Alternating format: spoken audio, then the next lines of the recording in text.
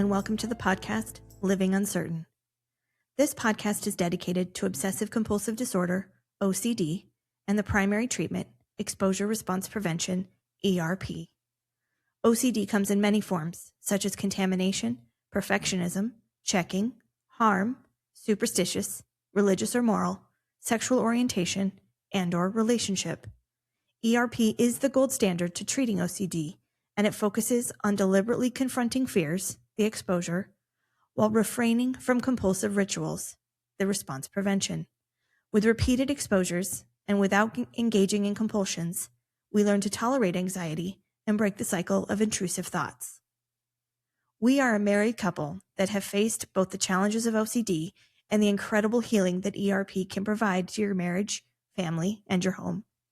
As a person who lives with OCD, I am much more than this diagnosis. We all can be. Hi, y'all. I'm Stacey, and along with my husband, Mark, we want to thank you for living uncertain with us. Of course, as you all know, this is the podcast that talks all things OCD and ERP, and we want to welcome you to episode number 10. Welcome. We are talking tonight about life and OCD and how it continues to demand our time and our energy in order to stay on top of things, and what it takes to bring back ERP into your life and make sure that you're staying on top of it, and recognizing and realizing that, once again, as I've mentioned before, I'm always going to have OCD. It'll always be a part of my life, and therefore it'll always be a part of my family's life, and it'll always be a part of our marriage.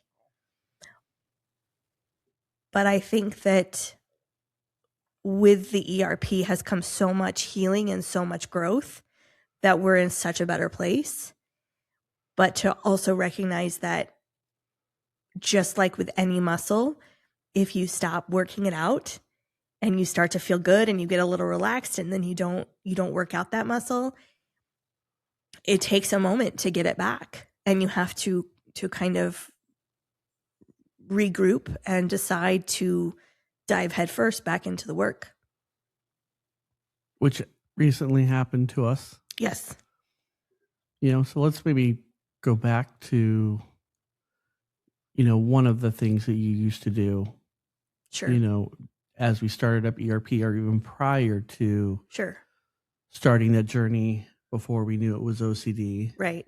Well, there were so many things that I would do, and I would always just think that was just a part of who I was. It was my personality. It was little quirks, little qualities that I had, and I didn't think too much of it. And yet I knew that it was weighing heavily on me, and it was causing me some negativity in my life, and I didn't want there anymore. But yeah, we should dial back to that time, because it is, again, another layer of the onion. So when people talk about like the pure OCD, it's more like washing the hands and keeping things organized and whatnot. And I will say our house is fairly organized. Even our therapist has said, no, your house is very organized, when Stacey's had to do video chats with her and therapy sessions, and our pantry had to be just right. Different aspects in that world. Mm-hmm. Even like my mom would say, no, your house is, beautiful. It's all put together and it's, organized. So then when, and I took a lot of pride in that. I still do, because I enjoy having a well put together home that's clean, that's organized. I think that's something that a lot of people strive for. But again, the tendency to clean and to organize is that next layer that we had to kind of peel off and talk about. And so when the first time I approached my mom and told her that you had OCD, she said, "Oh, that kind of makes sense," Yeah. because of that one aspect of the OCD that you were tackling, which there are so many different layers of your OCD. And I think when people have OCD, of different podcasts that I've listened to, people sharing their stories, it's not just one thing. No, it's 2, 3, 4, exactly. 5, 6 different things that your OCD attaches onto. Mm-hmm. and one part of yours was the cleaning of our house and making sure, we want, live minimalist. I think more so the organizing became the issue and the compulsion versus the cleaning itself. If I were to go back and look to see what I was feeling in that moment, rather than sitting in that anxiety or that discomfort, where I needed to put my energy was the organizing. But Mark's right. There's so many definitions that we can look to that it's this type of OCD or that type of OCD. Mine doesn't work like that. I have some tendencies in a lot of different areas. Just right tendencies tend to be one of them. And as I've talked about on this podcast in earlier episodes, I've got some other ways in which OCD shows up in my life. And I just think that it's okay for other people out there that might have OCD or think that they might have OCD to realize that it's not just neat and tidy in a little box that we can put ourselves in. No pun intended on the neat and tidy, but it's something that is like an onion that gets peeled off layer by layer to make sure that you're addressing each aspect that comes into your life and comes into play. And with ERP, when we went through and you did your assessment, we started tackling one of the more major, well, we started more of the minor so that you felt some success. Yeah. And then we Very tackled important. some of the bigger pieces that were impacting your life and our life, the family's life and whatnot. And this became one of those aspects that you had to tackle. Yes. And so again, kind of touching a little bit on some previous topics that we've covered already in earlier episodes of the podcast, specifically moving targets and intention. Those were two that came up a lot and keep coming up a lot. But when I tackled the compulsion that I had to organize, the idea of intention came up a lot in that one. And I know in our previous podcast, I've touched on that. But that's something that I still have to address with myself more frequently than I'd like to. But again, we are still living this journey. we're still doing it. And so I have to decide what is my intention behind wanting to organize that closet, that drawer, the pantry, the kitchen. Did I just organize it yesterday? Is there a need to do it again? One of the strategies that ended up coming up with my therapist was I had to set a time frame. What would be acceptable? What would be kind of a typical normal? You could clean out your pantry every 6 weeks, organize it every 6 weeks. That's kind of what most people do. I was doing it weekly? Oh, just about or weekly. I was finding I would go organizing tasks to do on a daily, weekly basis. Yeah, but I would, go sailing and then come back home and then everything in our kitchen is out on our counters. Yeah. And because you're reorganizing a couple cabinets or you're redoing the pantry or you're and then all of a sudden, your visual spatial is not where you like it to be. You're then, well, this all needs to go back. And I'm the one that ended up having to put it back because when you would try to do it, it wasn't just right. And that is, so the compulsion to organize came from something else in my life that maybe was left not right in my estimation. For example, I've talked about text messages, conversations, interactions with other people. If I didn't feel like I left them just right, that would cause so much anxiety that the OCD would spike. And then I had a compulsion to want to organize, which would then bleed into, as you can hear from Mark, bleed into his life. Because I'm the one that would always have to help put it back or just come in and everything is out again after we just put it all away. Yeah. I think that led to... Or how many baskets can you buy to put things in? Yeah. Because maybe the basket wasn't just right. So let's buy another one or this or that. It was, so you go to the container store, you go to Target or you go somewhere and we're getting different type of baskets to make sure that they felt just right. Felt just right with housing the stuff that, yes. And to be honest, our pantry could be, I use that as an example because that's the one thing for me that would really frustrate me, is the pantry, because that's the one thing that everybody goes into on a daily basis, and things would be moved. And you're going, oh, I'm going to go get the bread. And the bread's not even on the same shelf anymore or the same place. It's, been moved, Mm-hmm. 5 different places. Then I was always having to run back and say, hey, where did you put the bread? Yeah. Or where did you put the coffee? Or where did you put the cereal? Or, and then at the time, I made it a little game, like let's play hot and cold, thinking it was a cute little fun game. Seeing it from the lens of OCD now, too, I realize. And when she means hot and cold, it's like when I was having to go and look for stuff. Let's play hot and cold. She might be sitting on the couch going, let's play hot and cold. And I'm looking for the knives. It's like I'm looking for the can opener or something like that. Let's play hot and cold. And it's like, I don't want to play hot and cold because it was absolutely fine where it was at. Yeah. And it's really unfair. It was, and seeing it from the lens that I do now, I recognize how unfair that was to put you in that position a lot of the time. And I wasn't thinking about it then because I was doing it and using it to assuage my own anxiety and my own discomfort that I wasn't willing to sit in, which then led to the next compulsion. Oh, this one's fun. Which is something I'm not super proud of either anymore. And again, that idea of intention, y'all, it's so important when we're talking about when we who have OCD feel the need to engage in compulsions the most. It's the intention. You have to dial it back and say, what is my intention? Is my intention really because something needs to be organized? Is it really my intention because I want to be friendly in my text message so I can put that extra emoji in there? Is my intention just because I've used something and don't need to have it anymore? Or once you get really good at it, identifying, no, my intention is because I'm feeling anxious. Something is happening in my life that's making me feel uncomfortable. I'm uncertain.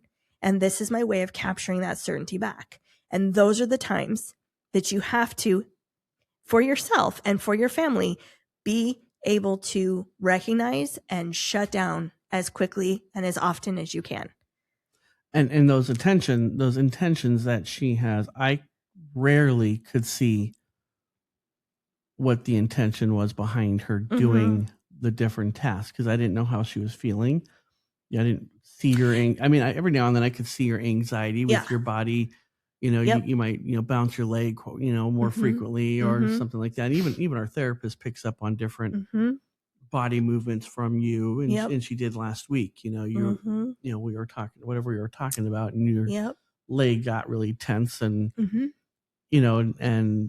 but those intentions, like the spouse, it's very frustrating. Yeah. Because you don't know why they are feeling like they need to do it or what the intention behind the cleaning or the needing to make sure things are organized or, there's so many different things that could fall behind that OCD. What is the true intention behind it? For sure.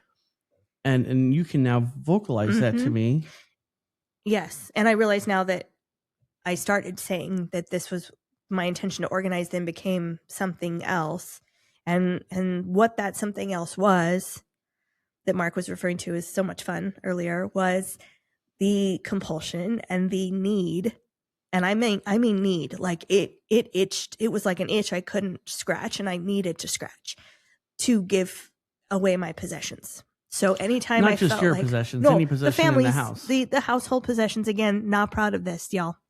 But it was, if I felt like I didn't leave something just right, if I felt like I had made a mistake, if I felt like there was some error that overwhelmed me too much to where I was then engaging in mental compulsions and spinning and spiraling, then I would need to redirect my energy somewhere. Oh, I'll just go through the house and choose 4 or 5 things that we don't need anymore.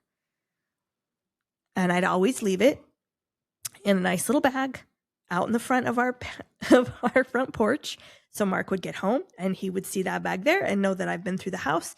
And that was happening on a pretty regular basis for a while. Well, you had Fridays off. So it was happening every Friday. I would come home on a Friday. There was always a bag sitting out or 2 or 3 and that was my cue to put it in the back of the truck and then bring it to work on Monday and give it away to my coworker that has a yearly garage sale. Yeah. That was our routine. Yep. But for me, which was frustrating is I would take and open the bag and see what she was giving away. And I'd be like, why are you giving this away? We just bought this. Yeah. Or, just because you don't feel like it fit in our house at that moment. And again, it became a fight with myself to figure out the intention behind giving something away. I feel like I have a better and a stronger grip on it now. The cleaning, the organizing, and the purging is done with much more intention now, and done only when it really needs to be done versus having it being an every moment of every day part of my life. And I see that when I come home on Fridays, or you work Fridays now too, but even like on the weekends, or I'll come home from sailing, after. Oh yeah, the house is a total whatever. mess now every day, isn't it? Yeah. Just kidding, y'all. I That's haven't quite gone that far. We have that dog of ours that loves to that's fur baby. Sure, helping the situation. Everybody go get a puppy when you have a wife that has OCD. Oh, an Australian Shepherd puppy, by the way. That doesn't settle down, or that has hair everywhere. Fun opportunity. Yeah. We blame our daughter for that one. We do. He's very sweet, but he's also a handful. And that's been good for a lot of things too, in the way that we manage our lifestyle at home now too, versus the way it was before. Which I will say, now that you've been through the ERP and everything, you were willing to get another dog. Whereas before, dogs were really off limits. When we got together, I came into the relationship with a dog. And we shared custody with that dog with your parents, because your parents lived up in north where it was cool, and we had them during the winter time, and but it is very different now than back then. I feel so much different. And I know I've touched on this in different episodes too, that it really, ERP and intensive therapy and having the opportunity to have the exposures, to sit in your own discomfort, to not allow yourself to engage in compulsions, it is a literal rewire of your brain. That's how I feel about it personally. That's what it did for me. That's what we're hoping can happen for other people out there as y'all listen. We're so grateful for the community we're building here, because it really has been so life-changing that we would love to see that for other people. Yeah. Because it really does feel like my brain has been rewired. Now, having said that, it's not perfect.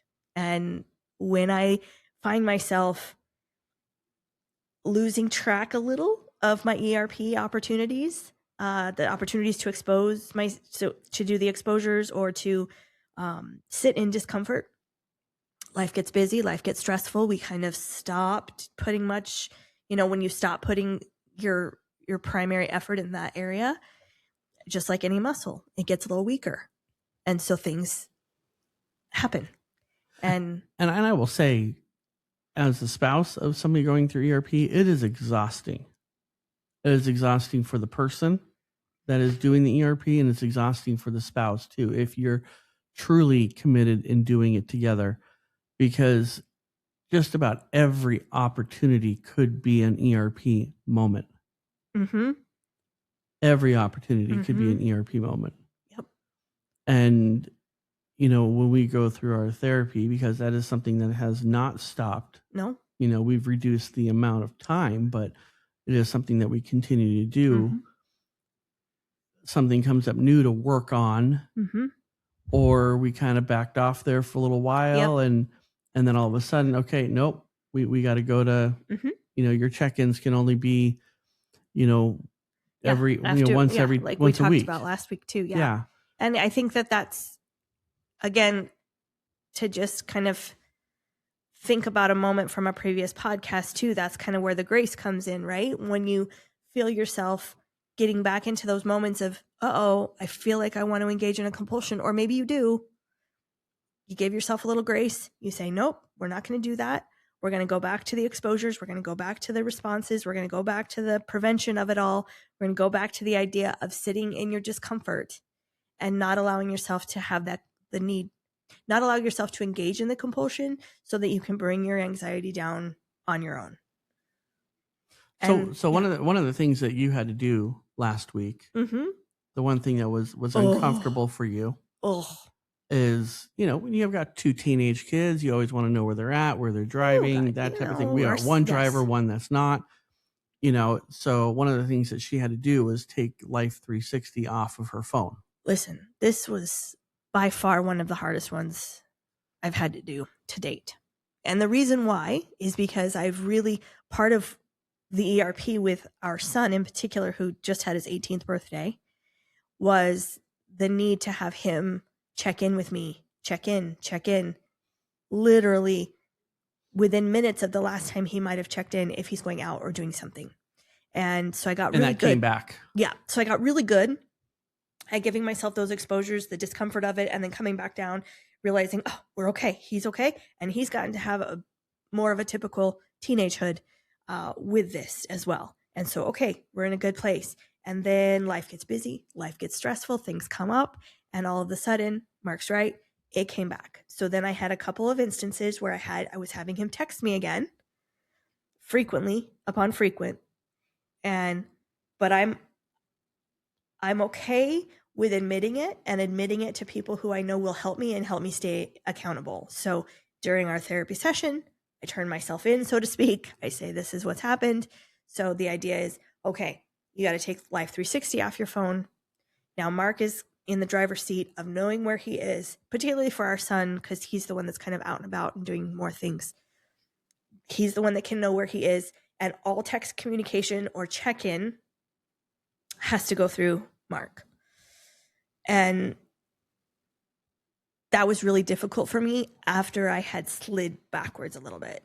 But I will say, I got back on the horse with those exposures really quickly again. And then it was like, oh, okay, nope, I remember now. All right, here we go.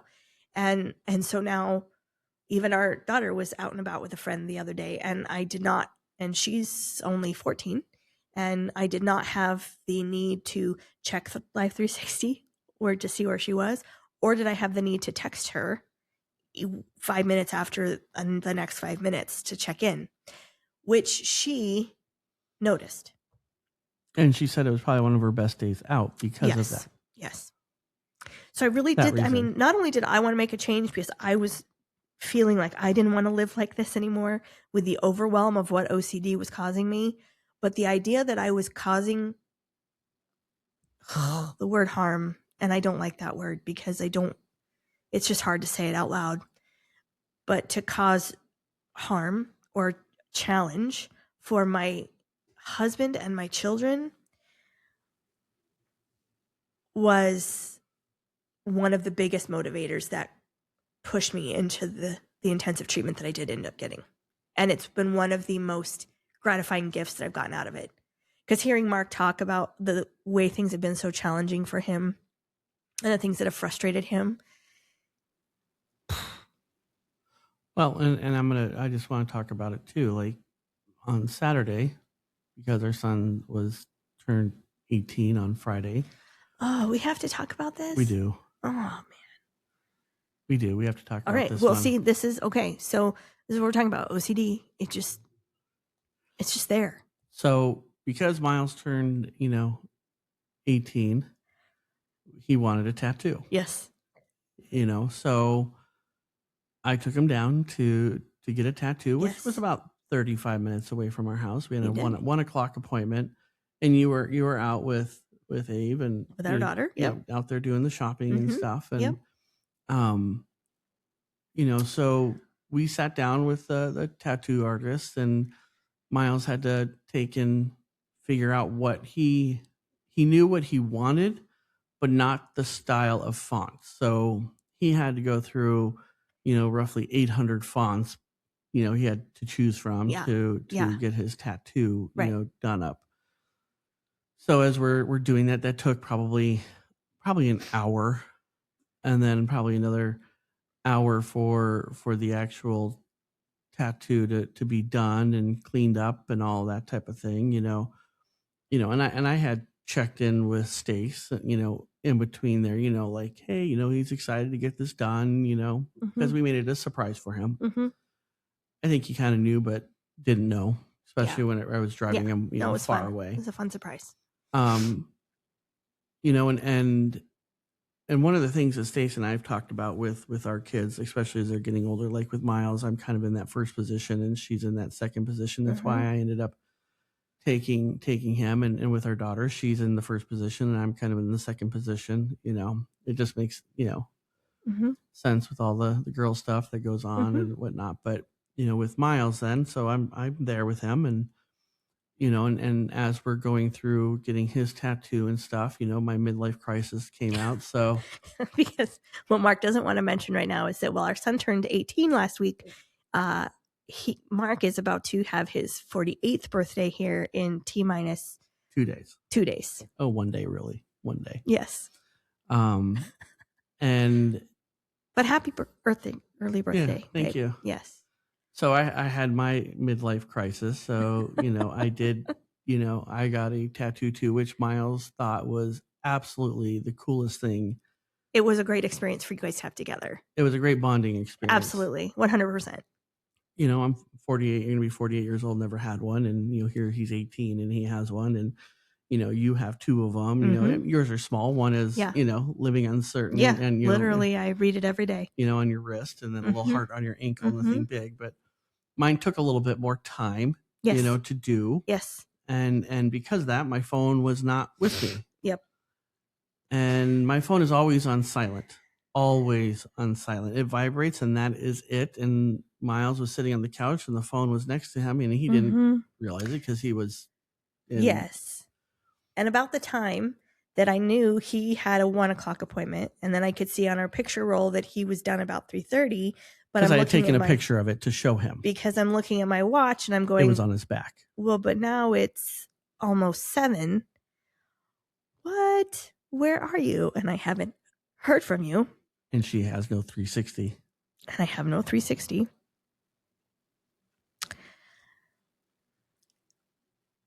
So there might have been a small-ish. What would our daughter say? She's a spicy one. I don't know if I want to hear what she would have to say, but it was a panic attack. Now, I had to get through it myself, which I did for the most part. Although she got involved too because I was really getting escalated. And this is one of the things that I've worked hard not to do, is get myself to that panic or to that compulsion where I'm calling and messaging, every 30 seconds or whatever it might be. Why did you go into a panic attack, though? Because I didn't know where you guys were. And you thought that something had happened to you. Yeah, which was one of your OCD traits, which is the fear of death. Yep. Oh yeah, it's all one big circle. Yeah, it's all one big circle. So yes, I had a panic attack. Again, not proud of it. Again, I wish it hadn't have happened, but it did. So again, I have to give myself some grace to realize that I'm not perfect and I still live with OCD. And that this is going to happen from time to time, much less frequently now. But as we are being super authentic in this real-time podcast that we're doing, because we are still working towards healing and growth, I'm glad we're talking about it. Now, it's going to be really fun that our therapist also listens to our podcast, and she'll be hearing all this new stuff that we'll be working on, I'm sure, next week. But I'm okay. I'm at peace with that. But I will say part of that exposure that I have learned, that we've learned, is like when you call me during the day, I mean, where I'm at. I'm at work. Yeah. That's pretty easy. Yeah. Whether I'm at my work a place or at a meeting or whatever, Sure. I'm at work from 8 o'clock to exactly. But in 4:30, and that you would call me and I could ignore your calls. Yep. And you could just think, oh, I'm in a meeting. Right. So that's some of those exposures that we have put into place that I do. Yeah. On a regular basis. And it's those not did that help. It's not that I mean, there are many times that I could actually absolutely answer her phone call, but I don't. That's a true confession, y'all. And if right it there. was an emergency, she would text me, "Hey, it's an emergency. Yes. Something's happened to the kids." Right. So, and I think that's an important part too, is that I became very intentional there as well, especially for a while when we were really very immersed in the ERP. I would think to myself, okay, is this something that I need to talk to Mark about right now? What is the purpose of the call? Why am I doing this? Is this an everyday, like, I need to know, what we're doing tonight because someone wants to see us, or is it just I need his reassurance, or I need to check in, like, what is the intention? So those got better. But It is the times when, I didn't have 360, but even if I had it, that I don't hear from you guys. You're not answering your phone. You're in a different place that's not necessarily a place where we are a lot. It's starting to get dark. Dark is another one for me that doesn't help. And those are the factors that kind of come together and light the fire of this panic that takes over. Yeah. Because even if I'm out sailing, I'm out on the water, Right. and I might not be able to take your Right. phone call. But I know where you are because you're there. Yeah. Like, you're either at work, you're at home, or you're out sailing. This was a completely different experience in a different area that you guys had never been to before. Like, those are the things. It was the uncertainty of the new. It was an unintentional ERP moment. Yes. that we did. Yes. Now, did she fail? Also, yes. But I won't fail. I will cross my fingers and say, with every good intention that I have, I don't want to keep failing at that.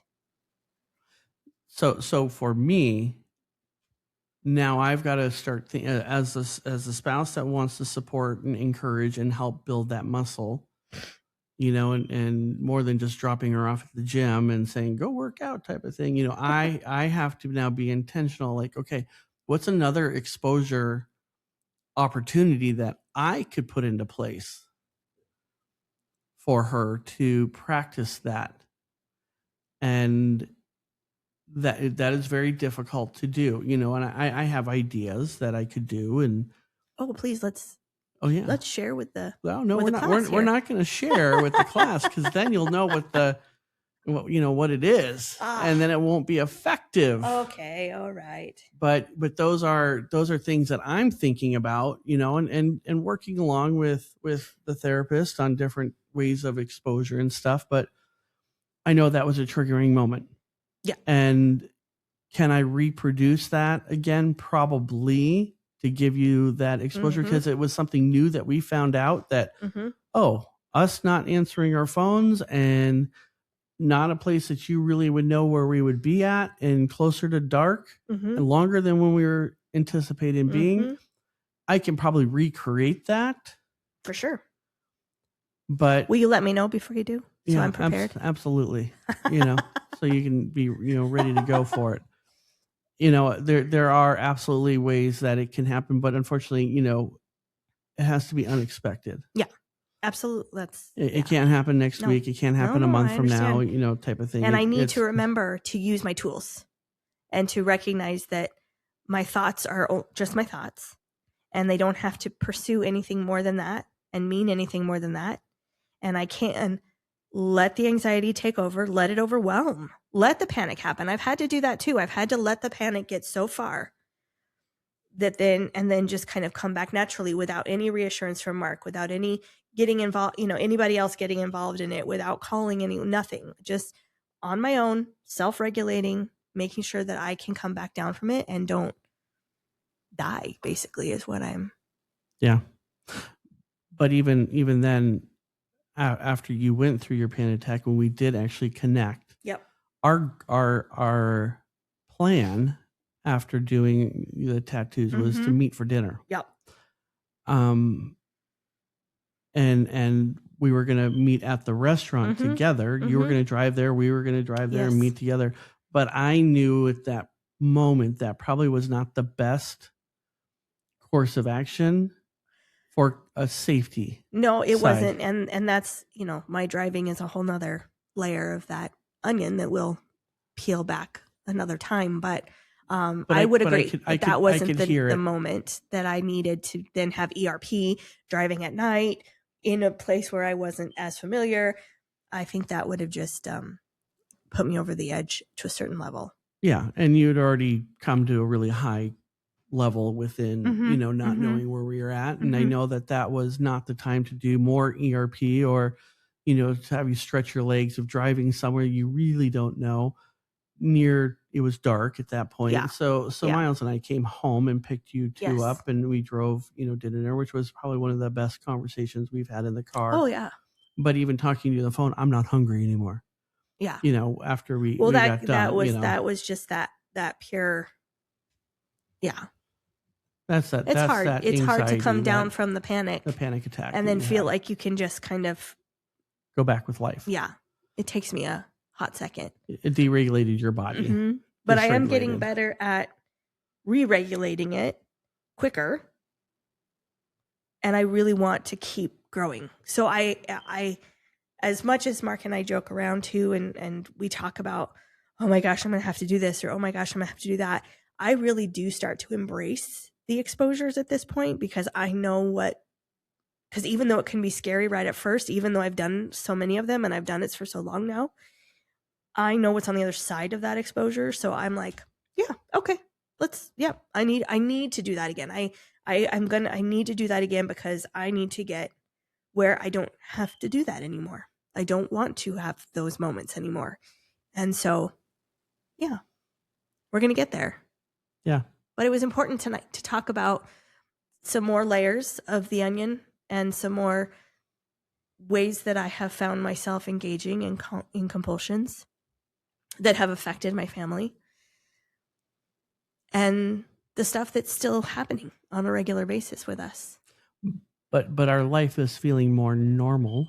If you want, there is no normal out there in the world, but it is feeling more normal. Once we let go of a lot of things in our life, and as you all know, we had a business, we no longer have a business, and so it took us a long time to get back to a new norm in our life and a new normal. And now that we have that, I think what Mark is saying is absolutely right. It is becoming not so new anymore. It is our normal. Yeah. Yeah. We're able to focus on things that we have not been able to focus on absolutely for a very long time. Yeah. Prior to even buying the business and everything, we're back to focusing on some of that stuff. Pre-COVID type of stuff. And ERP was, and your OCD was happening then, but just to a different extent. Yeah. What it was or how to handle it. And I think for, a lot of people's stuff, COVID brought on or amplified maybe some of their OCD tendencies, or because that was a stressful time in a lot of people's lives. Yeah. For you, it wasn't, because you were at home. You didn't have to please anybody. There was no people pleasing compulsions, no interactions. So that was very, very peaceful time for you. But buying the business is what lit your fire on your OCD. Correct. And that's why we, kind of got where we are at now, because of that piece. But we have, I think it's safe to say that we have successfully turned the page. Yeah. And like you've even said before, and I love the way Mark says this, is we've actually closed an entire book and opened an entire new one. Yeah. And we're writing in a new book now.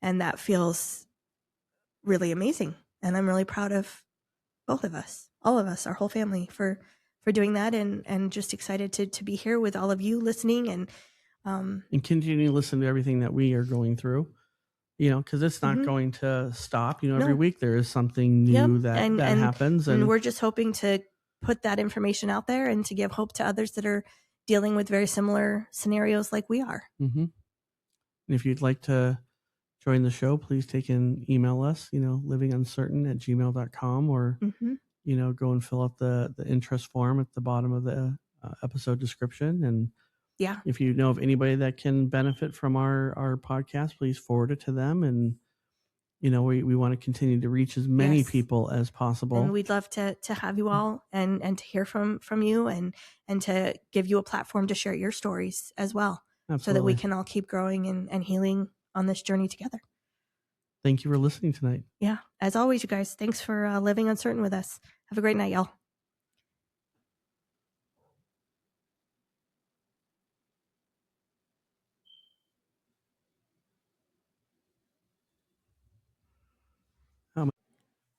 Thank you for joining us on today's episode and Living Uncertain with us.